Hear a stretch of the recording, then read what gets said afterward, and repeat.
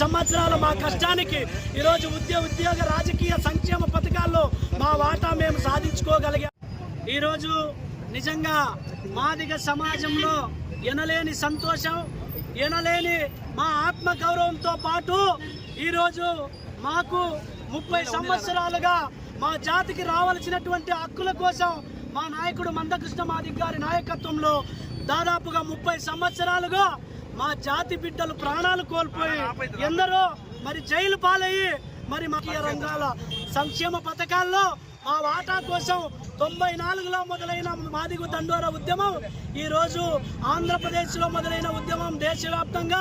మరి గౌరవ నరేంద్ర మోడీ గారి సహకారంతో మరి చంద్రబాబు నాయుడు గారు తీసుకువచ్చినటువంటి చట్టంతో ఈరోజు మాదిగల్లో ఉన్నటువంటి ఏబిసిడి వర్గీకరణకు 30 సంవత్సరాల పోరాటానికి, 30 సంవత్సరాల మా కష్టానికి, 30 సంవత్సరాల మా బలిదానాలకి, 30 సంవత్సరాల మా ఆవేదనకి మరి ఫుల్ స్టాప్ పెట్టిన రోజు. నిజంగా మాదిగ సమాజం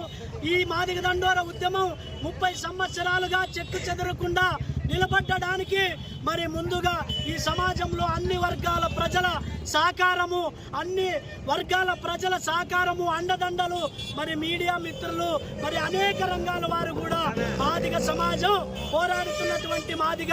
దండోర ఉద్యమంలో నిజంగా న్యాయం ఉందని చెప్పేసి మరి అందరూ ఆదరించారు. వారందరికీ కూడా మందకృష్ణ మాదిగ గారి తరపున, మా మాదిగ సమాజం తరపున అన్ని పార్టీల సహకారం ఉండడం వల్లే ఈరోజు సుప్రీంకోర్టులో మరి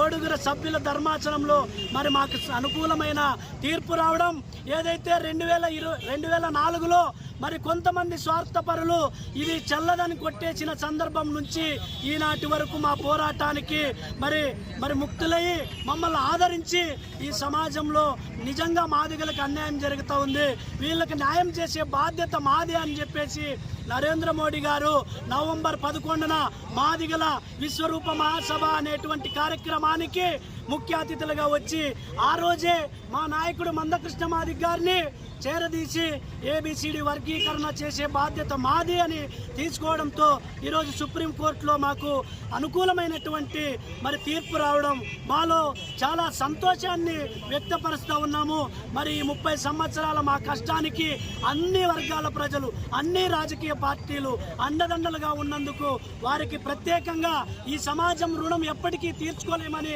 మాదిగలుగా మీ అందరికీ కూడా ప్రత్యేక ధన్యవాదాలు తెలియజేస్తూ ముగిస్తా ఉన్నాం. జై మాదిగ. 30 ఏళ్ళైనటువంటి ఎస్సీ వర్గీకరణ కోసం చేసిన పోరాటం అనేది ఇవాళ సఫలీకృతమైంది. మరి అందరికీ కూడా దీంట్లో మరి ఎవరైతే సహకారం ఇచ్చారో అందరికీ కూడా ధన్యవాదాలు.